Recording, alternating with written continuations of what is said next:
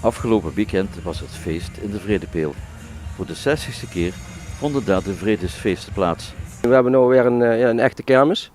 En ja, we willen dit eigenlijk proberen te regelen met de gemeente Venray, dat we dat elke 5 jaar krijgen met de medewerking van de kermisexploitant.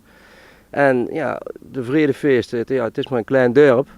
En we zien, voorheen zijn we al 4 dagen aan het feesten geweest. Maar vorig jaar zijn we nog 3 dagen gegaan. De opkomst was wat minder. Ja, en door anderen die zeggen tegen ons van ga naar de vrijdag toe, volledig in het weekend. Misschien dat er dan meer gasten komen op de kermis. En dan zien we dit jaar naar vrijdag, zaterdag en zondag gegaan. En je ziet het weer is perfect en we hebben besloten om alles buiten te vieren. De teruglopende bezoekersaantallen zijn een uitdaging voor de toekomst. Ja, je doet het voor de Vredepeel en omliggende dorpen. En hoe moet ik ervan zeggen? Moeilijk. Je probeert wat te verdienen, maar de laatste paar jaar is het toch, je mag blij zijn dat je gewoon kiet draait met de kermis. Maar we doen ons best voor iedereen om het goed te doen.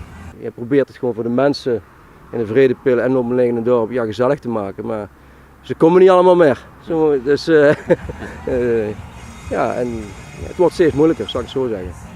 Het idee ligt er om de Vredefeesten eens in de 5 jaar uit te breiden met een kermis. Dat willen we wel, want dat is begonnen eigenlijk in 2008 hebben we het 50ste Vredefeest gehad. Daar hebben we samen met de gemeente Venray aan tafel gezeten. We hebben 50 jaar geen één attractie in Vredepeel gehad. We willen dit jaar attracties. Dat is toen gebeurd en toen hebben we afgesproken, nou dan willen we het graag elke 5 jaar. En 2013 hebben we het ook gehad, maar dit jaar werd het wat moeilijker.